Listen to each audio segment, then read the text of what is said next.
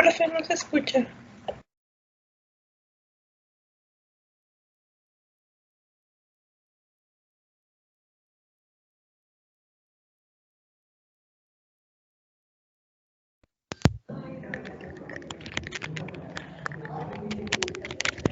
Perdón, todavía no ponía el micrófono.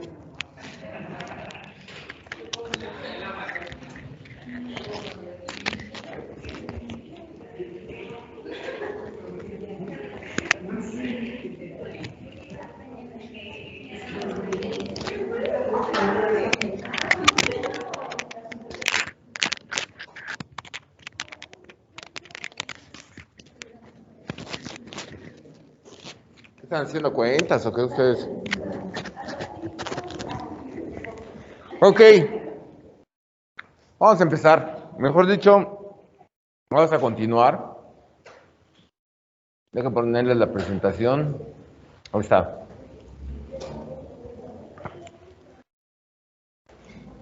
Ok, la clase pasada estábamos viendo la primera confrontación derivada de la Guerra Fría, que es la Guerra de Corea. Después de la Guerra de Corea, ¿qué pasó? Después de firmar el armisticio, porque no hay tratado de paz, hay un armisticio. ¿Qué diferencia hay entre un tratado de paz y un armisticio? El armisticio es de que hoy me comprometo a que el día de hoy no te agarro balazos. El día de mañana, quién sabe. Es armisticio. Un tratado de paz es que te reconozco como iguales, entonces vamos a entablar relaciones diplomáticas para posteriormente entablar relaciones comerciales, culturales, etcétera, etcétera, ¿no? Entonces hay armisticio entre Corea del Norte y Corea del Sur. Pero ¿qué pasó? ¿Qué pasó durante la guerra y posteriormente a la guerra? En la Segunda Guerra Mundial, en mi opinión, Estados Unidos se comportó de una forma ética, si se podría decir ética. No hay que olvidar que en un conflicto armado, pues saca lo peor de todos los seres humanos. O sea, ¿por qué? Porque está en riesgo tu vida, entonces tratas de salvaguardar tu vida a costa de la vida de los demás, sobre todo la vida del enemigo. Entonces, ¿qué tanta ética puedes tener en un conflicto armado? Sin embargo, los estadounidenses se comportaron, vuelvo a decir, hasta con cierta ética en comparación de cómo se comportaban los nazis o cómo se comportaban los japoneses con respecto a sus prisioneros, sobre todo a los coreanos y a los chinos, ¿no? Sin embargo, en la guerra de Corea, Estados Unidos no se comportó de esa misma forma. ¿Por qué? Porque, ¿cómo se puede decir? Aventó más bombas en Corea del Norte que todas las bombas que utilizó durante la Segunda Guerra Mundial. O sea, Corea del Norte quedó devastada por el bombardeo constante de Estados Unidos. ¿Qué hicieron los coreanos del norte? Tuvieron que construir todas sus fábricas bajo tierra para que no fueran bombardeadas. Entonces los estadounidenses estaban sorprendidos que en lugar de haber destruido su industria, los norcoreanos todavía seguían produciendo armamento. No entendían por qué. Y hoy a la fecha, sus fábricas estratégicas están bajo tierra, derivado de esa situación, derivado del bombardeo. Entonces, también destruyó presas que inundó plantíos, inundó poblaciones, y eso provocó hambres. O sea, realmente Estados Unidos no se comportó a la altura, o bueno, ¿qué altura se puede comportar un país en una guerra? Y terminando el conflicto en la década de los 60, colocó más de 60 ojivas nucleares apuntando a Corea del Norte. O sea, con una era suficiente, ¿para qué pone 60, no? O con dos, ¿para qué pone 60? Entonces es una amenaza constante, ahora una amenaza constante para Corea del Norte. Eso provocó, o eso dio pauta a que Corea del Norte pues se tuviera que defender de una u otra forma, ¿no? O sea, el dictador tuvo el ejemplo, tuvo la justificación para hacer unir a su pueblo en contra de un enemigo externo. Si leemos la teoría política, cuando un un líder está en peligro, un dirigente está en peligro de perder su popularidad, siempre busca un enemigo externo para echarle la culpa al enemigo y que toda la sociedad apoye al líder o al que está en la dirigencia y se unan en contra del líder. Un ejemplo de ello fue Cuba. Cuando estaba Fidel Castro, Cuba le echó la culpa a Estados Unidos del embargo. Y por eso Cuba está tan pobre por la culpa de Estados Unidos. Y eso no es cierto. Tan no es cierto que México invierte en Cuba, España invierte en Cuba. Si realmente hubiera embargo, ningún país occidental pudiera invertir en Cuba. México tiene hoteles en Cuba. España tiene hoteles en Cuba. Francia tiene hoteles en Cuba. Entonces, pues, ¿cuál embargo o no? Y esa es la parte que no se dice. Pues eso fue lo que pasó. Le estaba comentando en la clase pasada que el promedio de vida de los coreanos del norte es de 40 y tantos años, mientras el promedio de vida de los coreanos del sur está arriba de los 80 años. O sea, para que vean la diferencia abismal entre los coreanos del norte y los coreanos del sur. Derivado de esa situación, las ojivas nucleares fueron retiradas en la década de los 90, cuando Corea del Norte empezó con su programa nuclear. Violó varias veces los acuerdos internacionales para los programas nucleares, que Bill Clinton casi invade Corea del Norte. Casi. A lo mejor en ese momento China no estaba tan fuerte como ahorita. A lo mejor no hubiera podido hacer nada a China, pero hoy ya es impensable.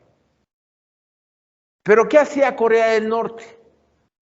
Corea del Norte lo utilizaba como una carta diplomática para jugar con la ONU. La ONU presionaba para que dejara su programa nuclear. Entonces, ¿qué hacía Corea del Norte? Ok, me das ayuda humanitaria y dejo mi programa nuclear.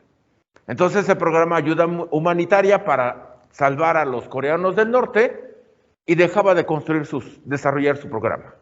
Cuando terminaba la ayuda humanitaria, volvía a retomar su programa y seguía. Y así se la pasó. Se le pasaron décadas haciendo ese juego del gato y el ratón. Hasta hace como 10 años quisieron explotar su primera bomba atómica. Engañó a todos.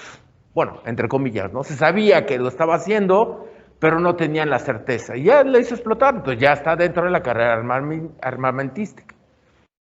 Y posteriormente, en el video que les invito a ver, ahí de mis videos, de mi canal de YouTube, al final aparece unas fotografías de un satélite británico donde toma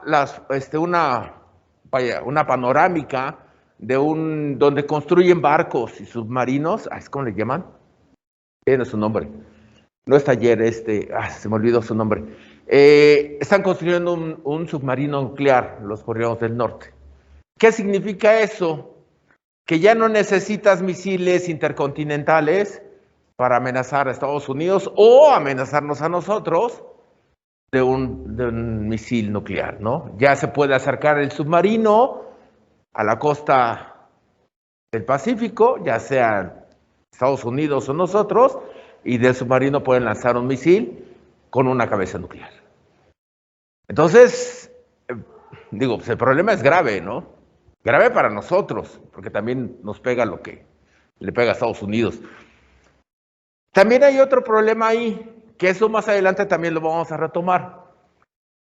Hay dos, y lo vimos al principio del semestre, creo que eso no lo profundicé, pero bueno, lo voy a anunciar en este momento.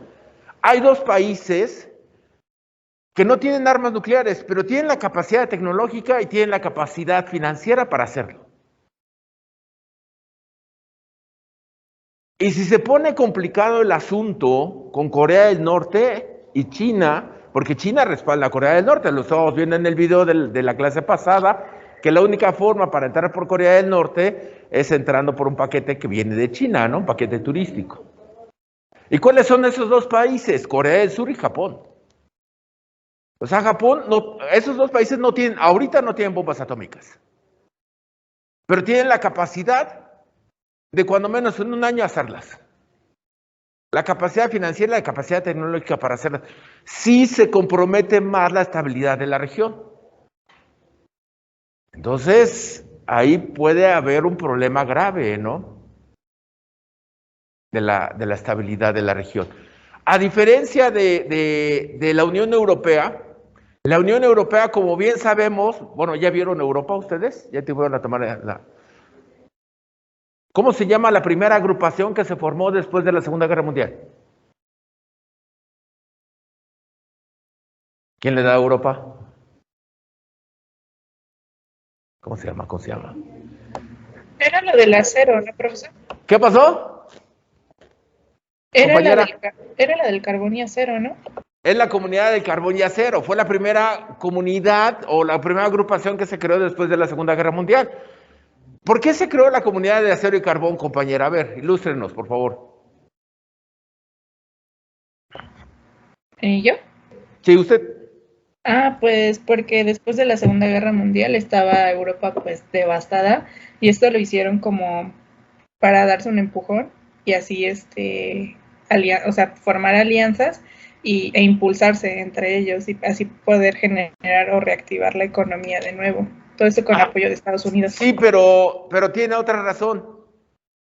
¿Por qué se hizo primero la comunidad del acero y carbón? Para generar energía. No.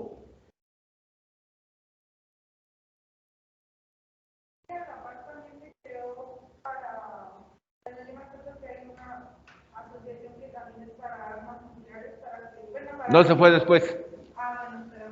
Ajá. ¿Pero por qué la comunidad del acero y carbón? Y no una comunidad textil o agropecuaria o turística. ¿Por qué de acero y carbón? Exacto. Para hacer armamento necesitas acero. Para hacer acero necesitas carbón. Entonces, ¿qué hace Alemania y Francia? Porque siempre se habían peleado desde el siglo XVII, siglo XVIII, siglo XIX, habían tenido conflictos entre Francia y Prusia, después Francia y Alemania. Entonces dijeron, bueno, vamos a confiar en nosotros, vamos a hacer una agrupación que va a ser del acero y carbón y nosotros vamos a informar cuánto acero y cuánto carbón estamos produciendo. ¿Sí? Si de la noche a la mañana de repente aumenta mi producción de carbón y por consiguiente el acero, ya me estoy dando cuenta que te estás armando. ¿Sí? Entonces, ¿a qué voy con esto? En Europa se construyeron organismos supranacionales para poder salvaguardar la paz y la integridad de Europa. En Asia no hay nada por el estilo. No hay ningún organismo supranacional que mantenga la paz en Asia. Luego, entonces, ¿cómo se ha mantenido? Una, por la presencia de la flota, de la séptima flota de Estados Unidos en el área. Ahí está permanente. La otra es opinión personal. La séptima flota de Estados Unidos está en el Pacífico. Ahí está. La otra es opinión personal. ¿Se acuerdan de esto?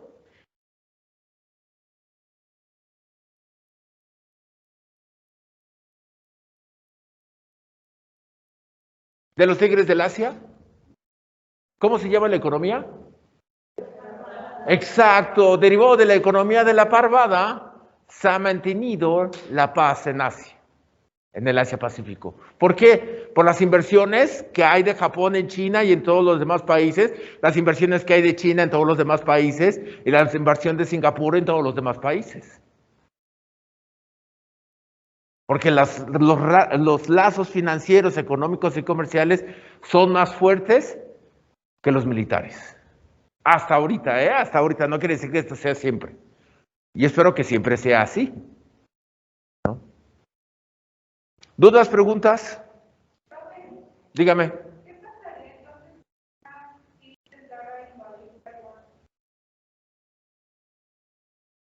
¿Quién preguntó? Mi opinión, Taiwán o Ucrania. ¿Qué significa eso? Que los aliados o la OTAN o Estados Unidos no se va a comportar de la misma forma como se está comportando con Ucrania.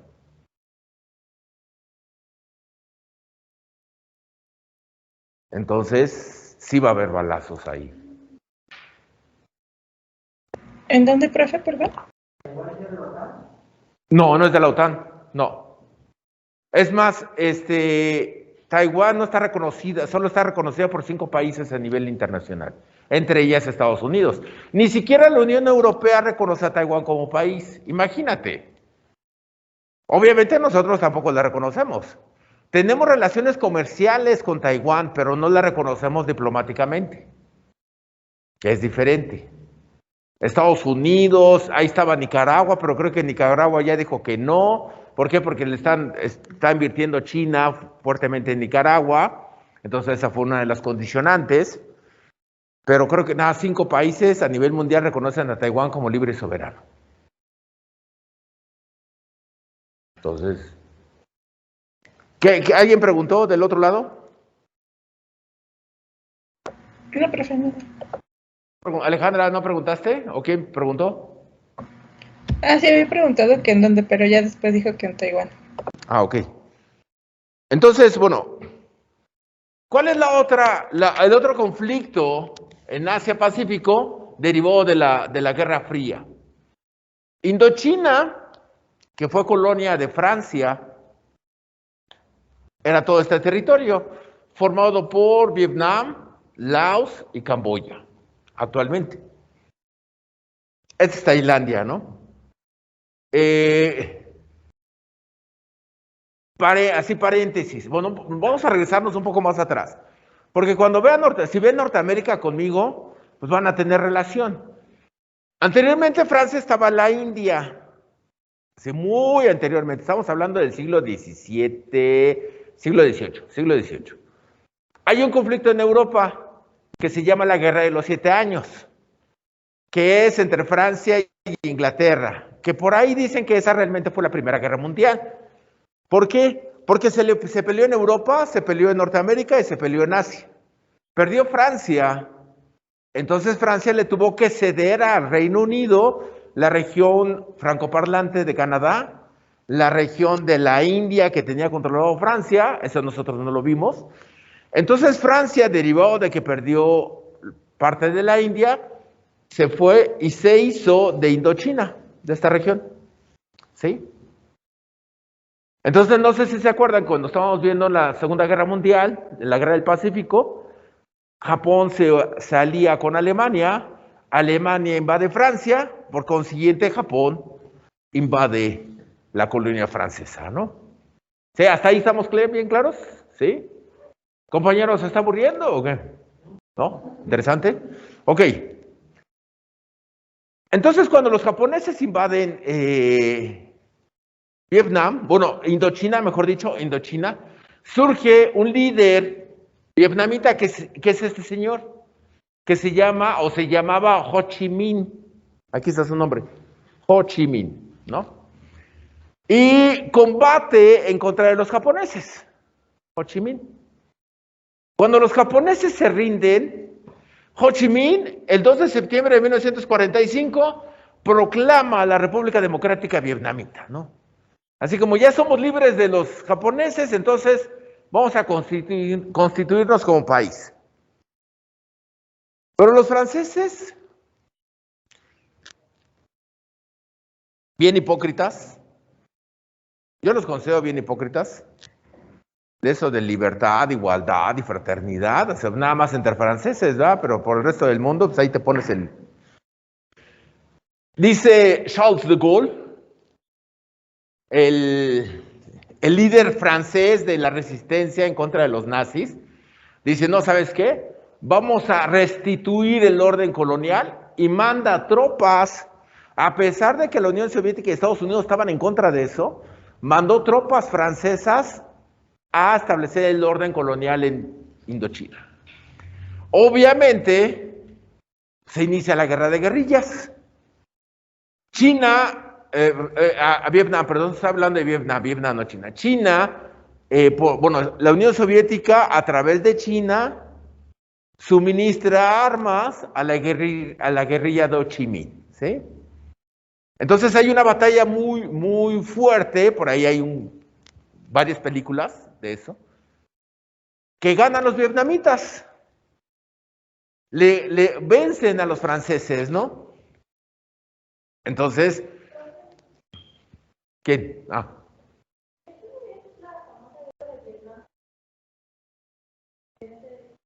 Allá vamos, para allá vamos. Entonces, los franceses son son vencidos en el 54, si mal no recuerdo. En el 54, y se van a las negociaciones a Ginebra. ¿Qué tienen que negociar en Ginebra? Pero, digo, se van a negociar en Ginebra. Y se sientan los soviéticos, los chinos, los estadounidenses y los franceses. Y los vietnamitas, vete a jugar por allá. Aquí es plática de adultos, ¿no? Aquí los adultos platicamos, nos ponemos de acuerdo, entonces vete a jugar por allá. Entonces llegan a un acuerdo. Se divide Vietnam en dos. Vietnam del Sur, respaldado por Estados Unidos, y Vietnam del Norte, respaldado por China y por la Unión Soviética, ¿no? Y se comprometen que 4 años después va a haber elecciones a nivel nacional para que todo Vietnam elija la forma de gobierno. Entonces Estados Unidos hace un sondeo así rápidamente y dice, no, estos güeyes nos van a ganar, vamos a perder la votación.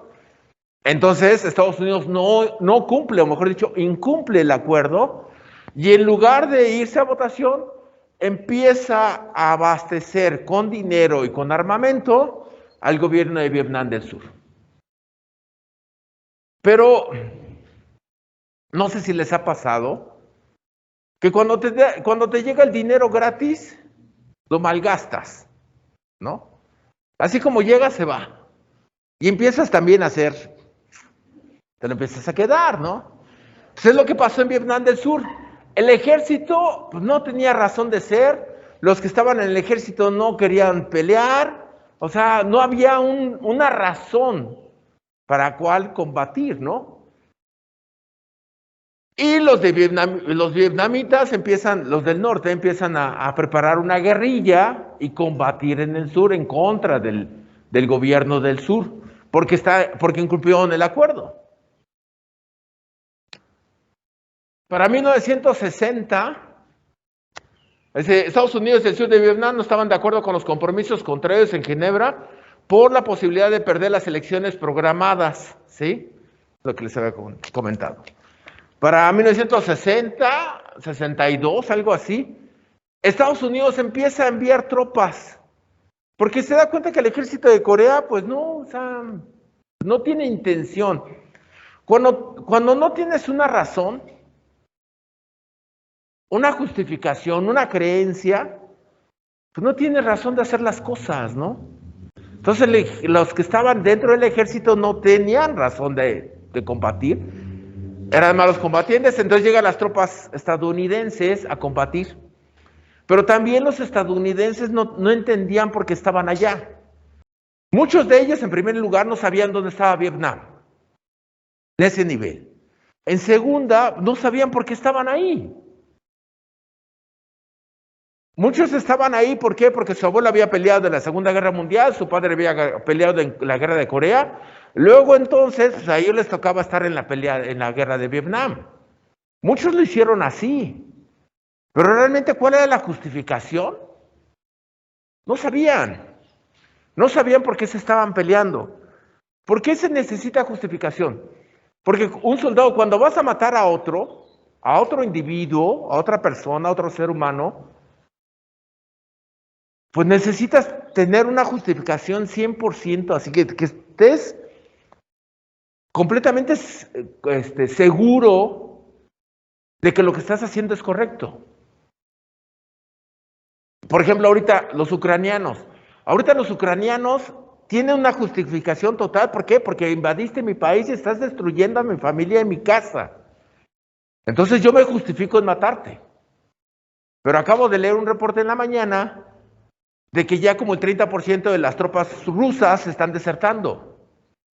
¿Por qué las tropas rusas? Porque las tropas rusas no tienen una razón de por qué están ahí. Es eso, o sea, vean la diferencia de motivación, la motivación entre los ucranianos y la motivación entre los rusos. O sea, los rusos no tienen motivación, no tienen razón. Eso es lo mismo que pasó aquí. Entonces, aquellos estadounidenses se comportaron de una manera salvaje. Y lo peor de todo, o lo mejor de todo, es que ya estaban los fotógrafos, las cámaras ya eran más accesibles, ya eran más modernas, las podías trasladar a todos lados. Entonces tomaron muchas fotografías donde se vio la crudeza de la guerra de Vietnam. No sé si han repasado en Google las fotografías de la guerra de Vietnam. Hay varias fotografías así, pues, así que reflejan la crudeza. Una de ellas en la capital de Saigón, que era Vietnam del Sur, donde un policía está matando, le está disparando a un espía de Vietnam del Norte, y la fotografía en el momento ideal cuando se le sale la bala del otro lado del cráneo, ¿no? Así, la tomaron así como que sonríe, y ahí. Entonces ese tipo de fotografías crudas, pues hizo que la sociedad estadounidense se empezara a espantar, ¿no? Así como que, oye, pues no es lo que el gobierno me está pintando, sino se está viendo la rudeza de la guerra, ¿no? El ejército de Estados Unidos empezó a hacer masacres, empezaron a bombardear. Como Vietnam está llena de selva, pues realmente volaban los aviones, pues no encontrabas a nadie, ¿no? Porque estaba tupido de árboles. Entonces, ¿qué hacían? Utilizaban bombas incendiarias, que se le conoce como napalm. Y esa bomba, entre otras cosas, tiene gasolina y tiene un producto químico.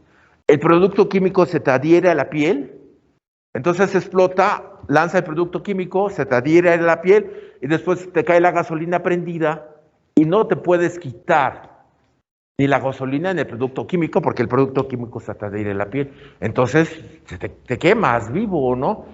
Y eso es lo que utilizaban los estadounidenses. Situación que hasta la fecha está repercutiendo en Vietnam por la contaminación, por todos los hijos que nacen con problemas, y eso nos ha platicado. Para finales de 1973, Estados Unidos, pues, porque ya perdió el respaldo de su sociedad, del gobierno, pues se retira de Vietnam. Esta fotografía es en la embajada de Estados Unidos, donde están tratando de huir, se suben a los helicópteros, los llevan a los portaaviones, regresan los helicópteros y están tratando de huir. Toda la gente que era pro-estadounidense, porque sabía que cuando llegaba el Vietcong, que era la guerrilla comunista, pues iban a matar a muchos. Por ahí hay varias películas. Si les gustan las películas de guerra, bueno, pues está Pelotón, está Francotirador, está hay otra por ahí. Apocalipsis Now. Esa de Apocalipsis Now, ahí sí les recomiendo, es muy buena. Pero si quieren ver una película cruda, les recomiendo una de que se llama Entre el cielo y la tierra. Esa, y la ven ahí con su caja de Kleenex a un lado. Porque esa película es bien, no es cruda de que te ves como están matando a gente, sino cruda porque habla de una familia vietnamita que sufre la invasión francesa y todo lo que vivió con la invasión francesa, o cuando llegaron los franceses, y posteriormente llegan los estadounidenses y todo lo que sufren con los estadounidenses. Una hija se va a Estados Unidos, los demás se quedan ahí en Vietnam tratando de reconstruir, después regresa la hija, no es reconocida, es totalmente, ya es totalmente diferente, entonces es un conflicto ahí muy fuerte. Si les interesa esa película, se la recomiendo ampliamente. Y esta guerra, ya hablando para Estados Unidos, dejemos para Vietnam, esta guerra para Estados Unidos fue un rompeaguas, o ¿cómo le llaman? Partió la historia de Estados Unidos, porque antes de la guerra era una sociedad muy conservadora, derivado de la guerra y derivado de todo lo que repercutió en la guerra, se liberó la sociedad estadounidense, sobre todo los jóvenes, porque antes el padre era el que mandaba. ¿Por qué? Porque el padre representa al Estado, representa al gobierno.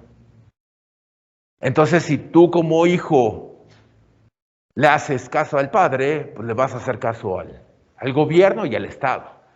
Entonces, en ese momento se rompe eso y muchos jóvenes se van a vivir solos. Muchos jóvenes empiezan a tomar drogas, marihuana, LSD, whatever, ¿no? Se hace el concierto de Woodstock, donde ahí es el vivo ejemplo de cómo la juventud rompe con esos paradigmas conservadores, ¿no?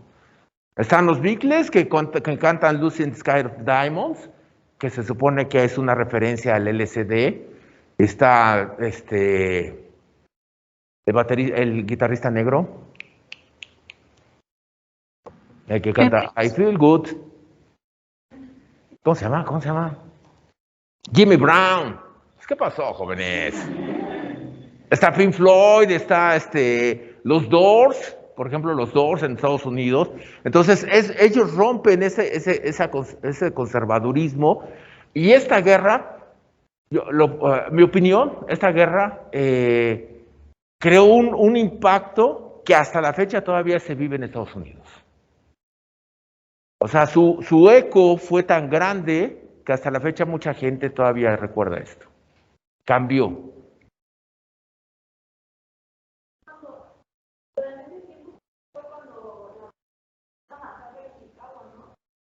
¿Cuál masacre? La masacre de la...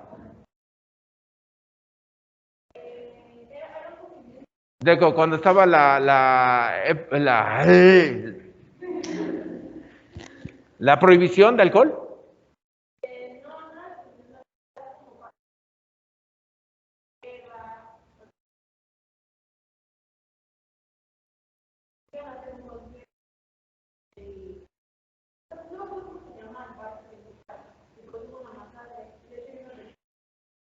Ah, sí, esa no me la sé, deja investigar.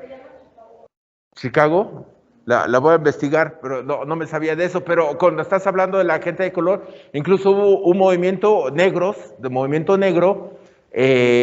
por ejemplo, Malcolm X, que fue el líder del movimiento de la forma radical, pero también estaba Martin Luther King, el que decía, I have a dream. Entonces, hubo también movimientos negros que buscaban pues que se les respetara los derechos humanos de los negros. Aquí en las Olimpiadas de México en el 68 hicieron el 1-2 creo que en carrera de 100 metros, la carrera de 400 metros, 2 negros de Estados Unidos, y cuando se les entrega la medalla y empiezan a cantar, se canta el himno nacional de Estados Unidos, ellos con un guante negro levantan la mano y con la mano izquierda levantada hacen los honores al himno de Estados Unidos. Era el movimiento negro que estaba agarrando mucha fuerza, ¿no? Entonces sí esto rompió muchos paradigmas en Estados Unidos. No sé si fue consecuencia de o esto fue la gota que derramó el vaso que de todas maneras hubieras presentado un movimiento social en Estados Unidos. ¿Dudas, preguntas? ¿No? Bueno, terminamos el día de hoy.